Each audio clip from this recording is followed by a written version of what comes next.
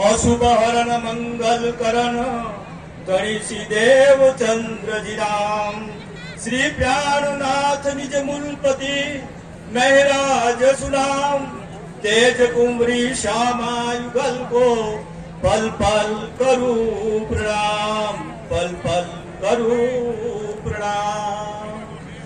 पधारेल सर्व सुंदर साथ ने प्रथम तो प्रणाम करू छू।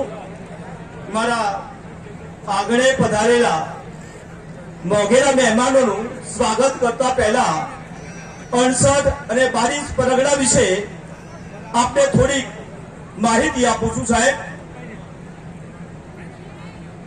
68 22 પરગણામાં અમારા 62 ગામડાનો સમાવેશ થાય છે।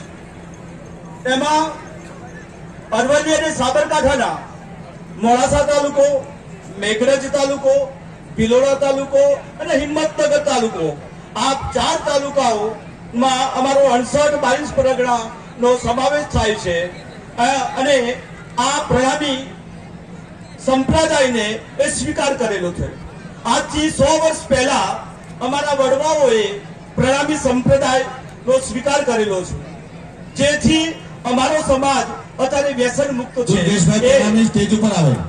એ અમારો પ્રણામી સંપ્રદાયના દેન છે કે જે વ્યસન મુક્તિ અમારો સમાજ છે।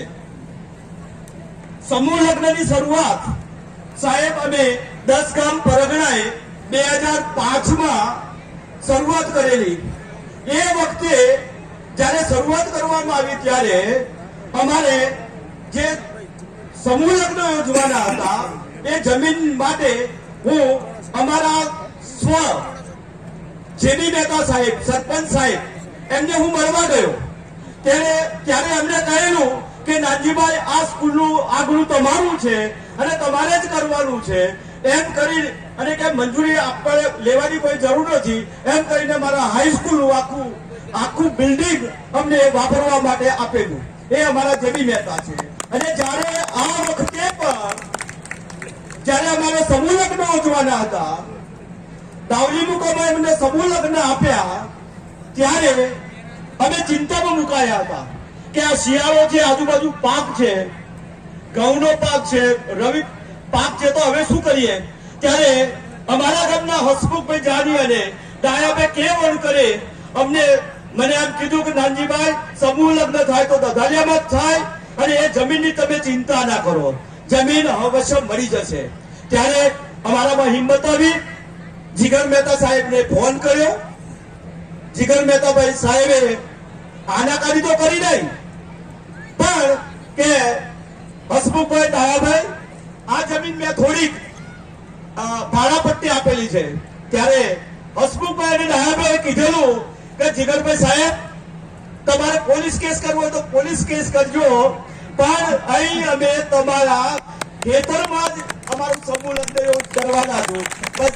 જીગરભાઈ મહેતા સાહેબના જે જેબી મહેતા સાહેબના શબ્દો હતા એ શબ્દો એમને કીધા કે આ તો હું કહું છું તમને પણ મારી ધરતી પાવન થાય તો તમારે જેટલી જમીન ઉપયોગ કરવી એ કરજો એમ કરીને એમને 15 વીઘા જમીન સાહેબ એમનો પાક જતો કરીને 3 થી 4 લાખ રૂપિયાની કિંમતનો એ પેલા ભાડુઆતને કીધું કે તું ચિંતા ના કર, તારા પૈસા તને પરત મળી જશે।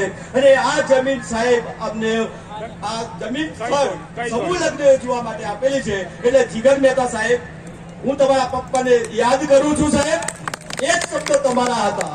આવો અમારું દદાલિયા ગામનો સપોર્ટ છે। આ સમૂહ લગ્ન યોજવા માટે અમને જંબુસર ગામ, ઉમેદપુર ગામ, દધાલિયા ગામ અને આ તમામ પાટીદાર અને તમામ સવર્ણોનો અમને સાથ સહકાર, પૂરેપૂરો સાથ સહકાર મળેલો છે। એ તમને વિદિત થાય સાહેબ કે અમારી સાથે બધો સમાજ અત્યારે ખડે પગે ઉભો છે। એ સમાજને પણ હું વંદન કરું છું। હવે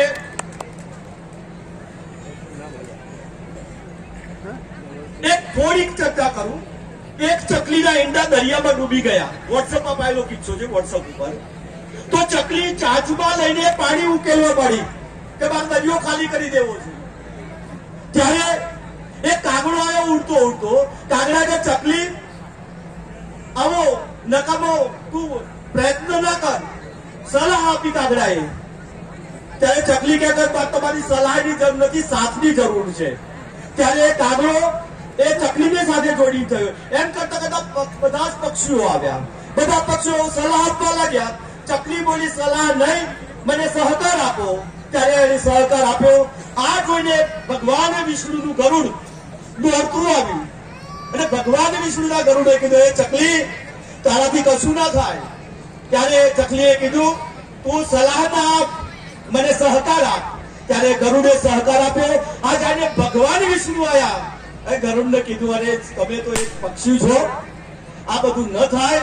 ત્યારે ગરુડે એવું કહ્યું, ભગવાન વિષ્ણુ અમને સલાહ ના આપો, અમને સહકાર આપો. ત્યારે ભગવાન વિષ્ણુ સહકાર આપવા આવ્યા. ત્યારે દરિયો ગભરાઈ ગયો અને અને ચકલીના ઈંડા પાછા આપી દીધા.